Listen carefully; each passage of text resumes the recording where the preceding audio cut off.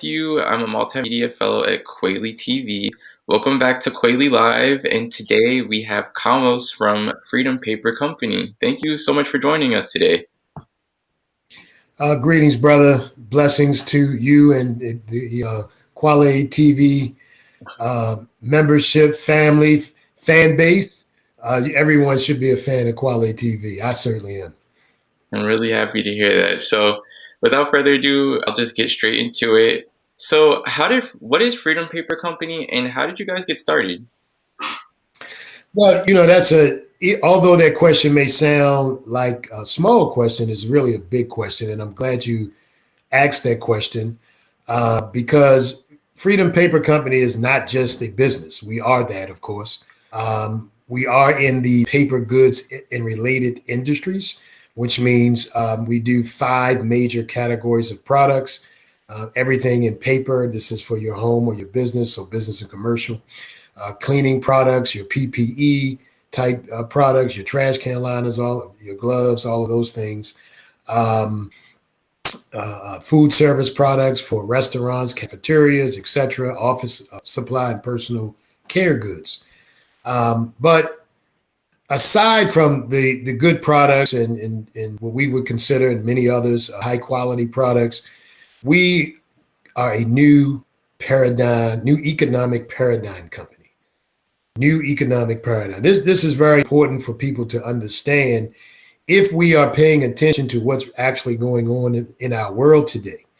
If we're listening to the conversations about the value of money, the deflation of the dollar, the economic trends where prior to the pandemic, but certainly in the pandemic, where small businesses and Black businesses in particular have been utterly destroyed, then we should understand that we need a new economic paradigm. Freedom Paper Company has been saying this for 10 years. We need a new economic paradigm. And we represent this new economic paradigm, which in fact isn't new.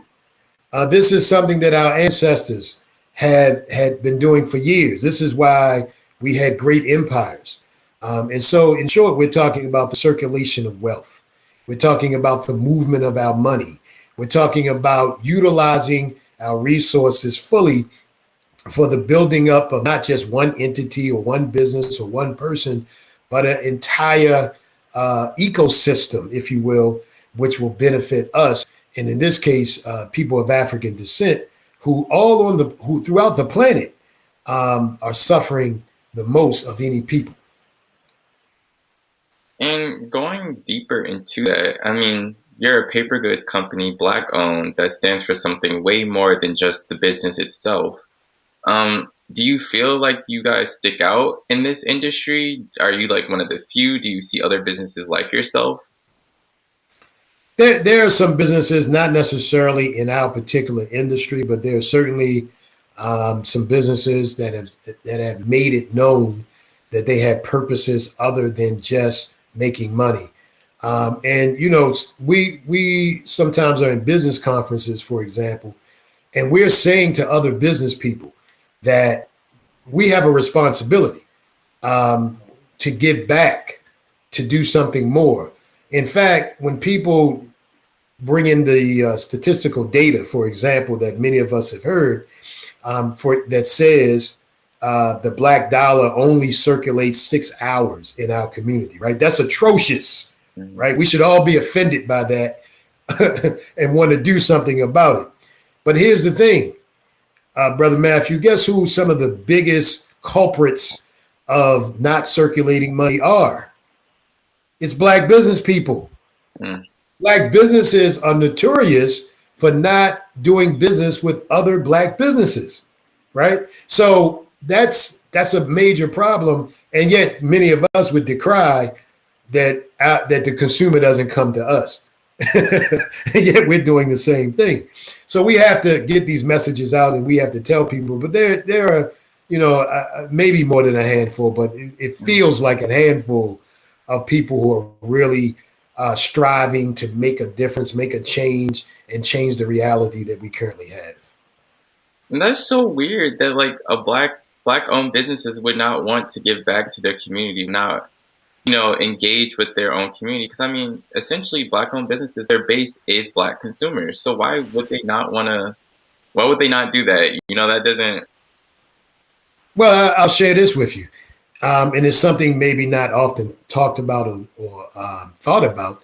But if you were to look at Black businesses that make, let's say, upwards of $1 million plus, let's use that figure just for an example, we would probably find that most of these businesses, excepting maybe the hair care industry, so let's take them out for a moment, but most Black-owned businesses that make north of $1 million are mostly in government contracting. So they're not necessarily even connected with the general consumer base. And it's a fact that we don't control our market. In other words, our dollars. I just said the dollars flow right out of the community in 6 hours. So that dollar isn't coming back to us, and we don't control our markets as Black business people. And so there's sort of this internal, there's the outer disrespect that we vehemently see consistently going on around the world in terms of how others treat and view us. We could go deeply into that, but we could just name a number of things that's just happened in the last year and a half, 2 years, and they've been continually happening just with the violence that many of us, male and female, have been affected within our community, right? And so, but here's the question. Who respects anyone who doesn't respect themselves? And so when we look at ourselves, if we take a introspective view here, we have to make some strong adjustments, because nobody respects people that don't respect themselves. And then until we do the things that others are doing in their communities and strengthening them and empowering themselves, then we won't get the respect that we say we want. And one of those things is controlling our own economics, controlling our markets. And how has Freedom Paper Company been doing during the pandemic this past year? It's been a rough time for all businesses, but in particular, Black-owned businesses have been struggling. So how have you guys been faring during this time? Well, it's been the Mark Twain, the best, the two worlds. It's been the best of times and the worst of times. Mm-hmm. Certainly, we struggled and suffered in the pandemic, as many did. There were supplier chain problems, logistical problems. We had to adjust to warehouse conditions for workers and office conditions for workers. There was technical issues beyond belief, because we sort of had been, doing our business and growing at a good rate over the years.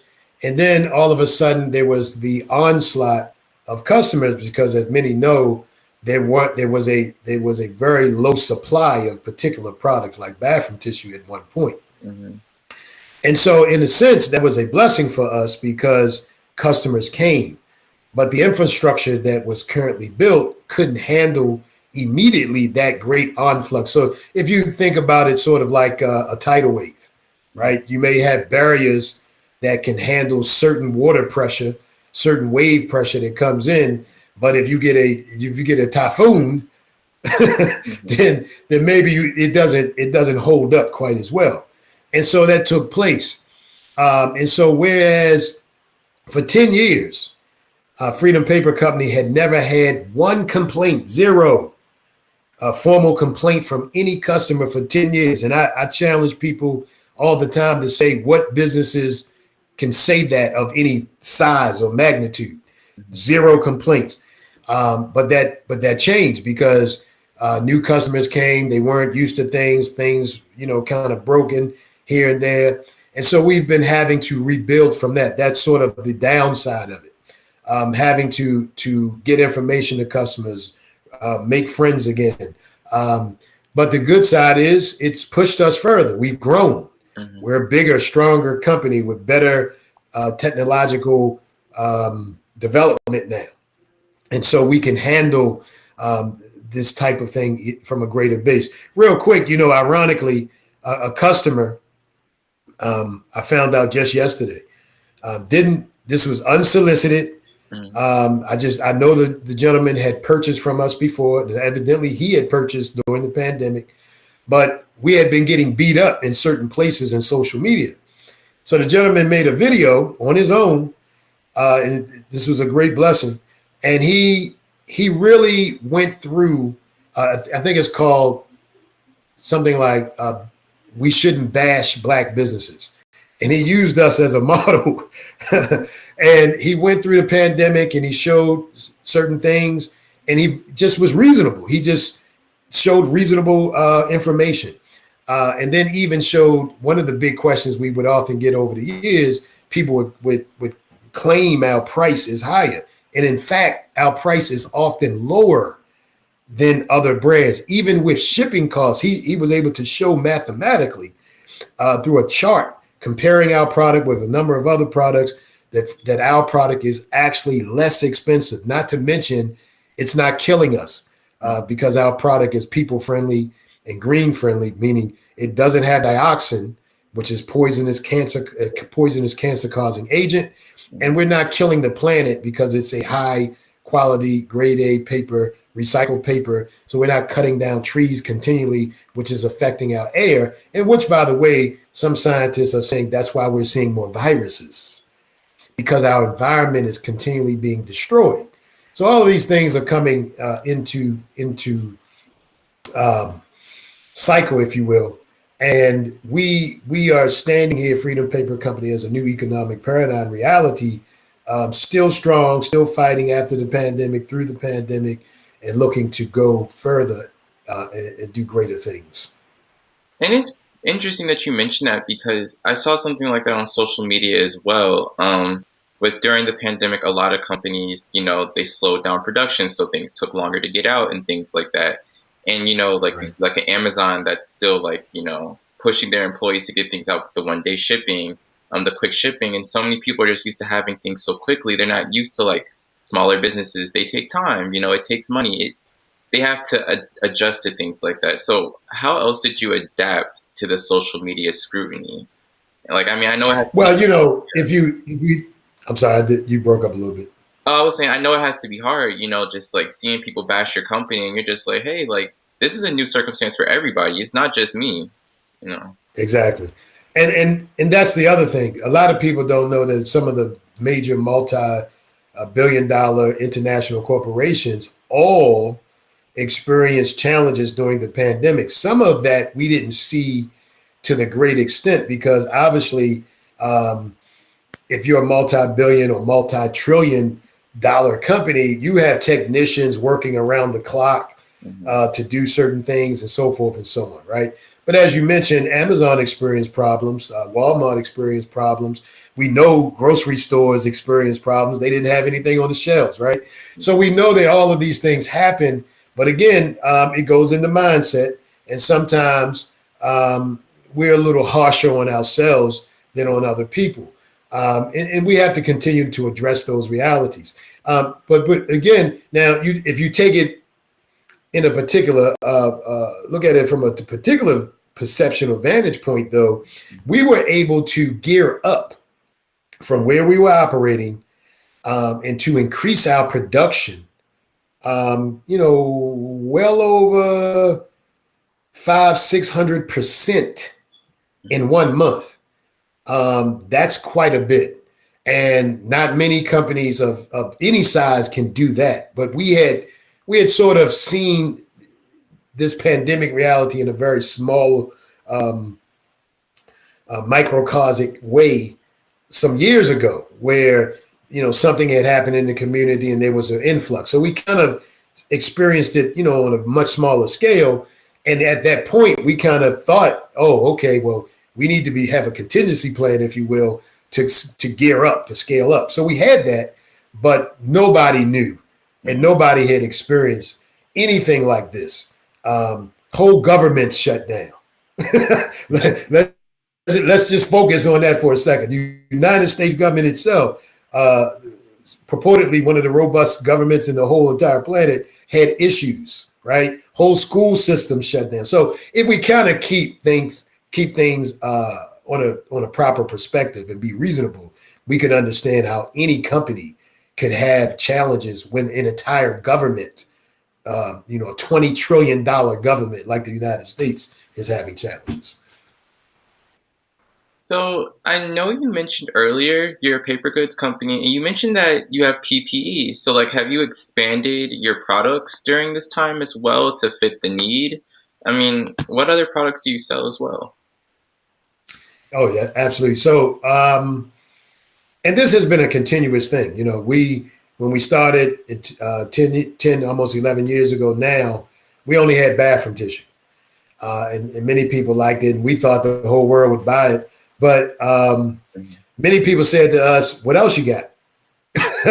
So we understood, relatively fast that we had to bring new products, and a lot of the products that we do have are products that customers simply ask about.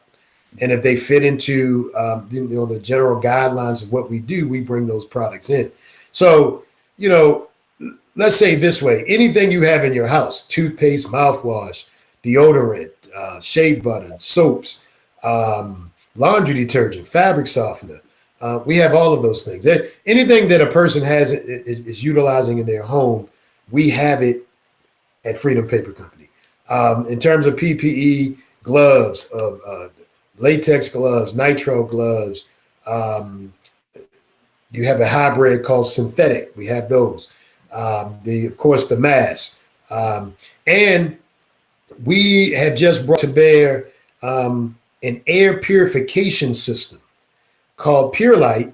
And this air purification system, and there are many now coming on the market. But if you do your research, what you would find is the technology of this system is based upon titanium dioxide, which is NASA itself pioneered the research into it and utilizes it on the space station. So the company that makes this, and we are in a very strong position with the company. We're not the manufacturer of this particular product, but we are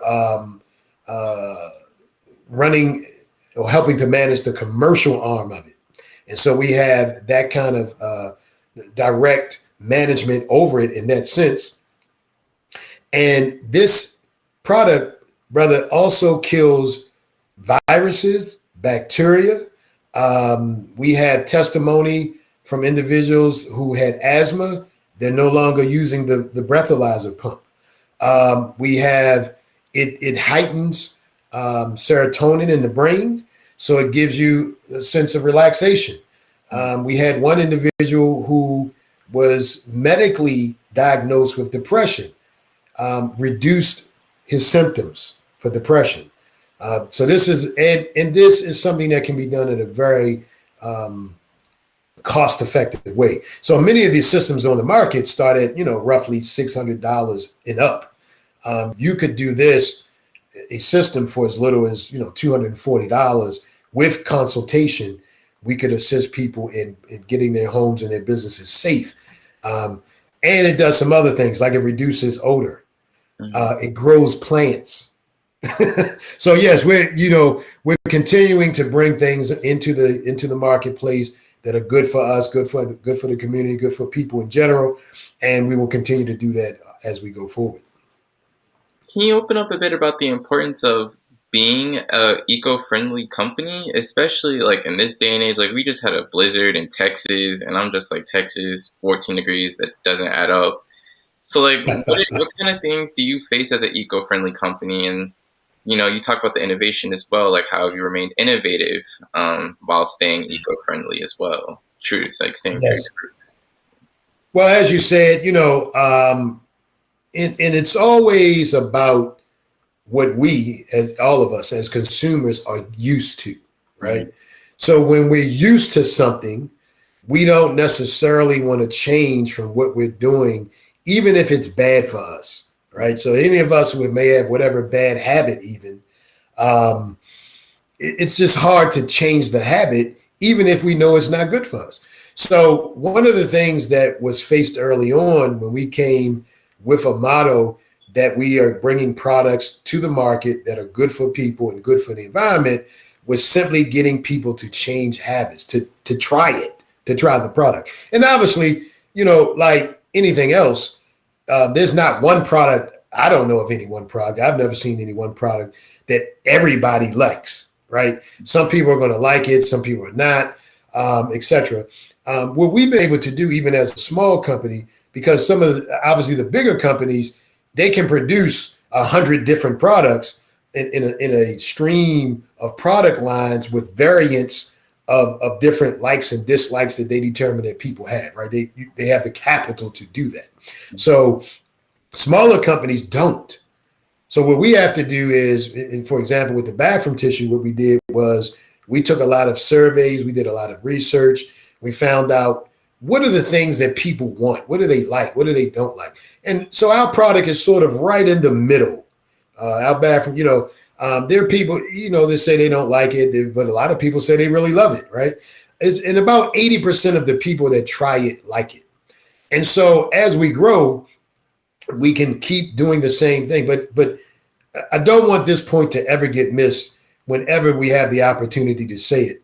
And that is, again, we don't control our markets. So if we want better products from our companies or more products from our companies, then we have to support our companies with our dollars. Mm-hmm. None of these companies become powerful and rich and are able to do anything they do without capital, period, right? And so if we looked at the story of Amazon, based on a news media report I saw, it said that Amazon didn't make any money for 20 years, mm-hmm. right? Now, most of us who are not business people, and some of us who even are, if I say Amazon when I say didn't make any money, I mean didn't make a profit. So if I say a business didn't make a profit for 20 years, we would be a little baffled as to how it existed. Mm-hmm. And when I've asked the question of people, well, how do you think that happens? A lot of people can't answer. Well, the way it happens is capital influx, right? They're a publicly traded company. So people kept investing in them for 20 years, even though they weren't making a profit. That means people were putting their money in and not getting a return. Now, I got to ask us in our community, how much patience would we have?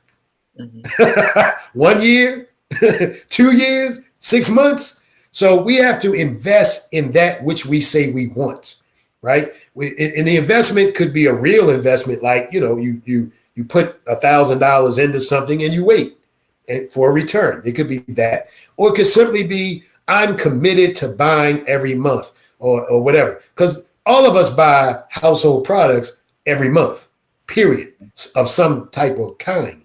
If we were to make the commitment, then our companies could thrive.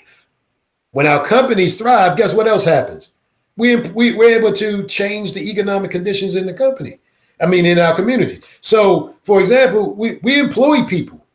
Freedom Paper Company employs people, and we employ the unemployable. We employ the people that the system says, oh, those people, they can't get jobs. Mm-hmm. Those people, they're not employable. People who have records, for example, right? They've been to jail. This is what I'm going to be direct. That's what I'm talking about. Mm-hmm. So we don't care about all of that. We understand what can happen and people make mistakes. We offer second chances because we have to. If we don't do it for ourselves, why should anybody else do it for us, right? We talk about other people giving us an opportunity. When will we give each other an opportunity? Very true words.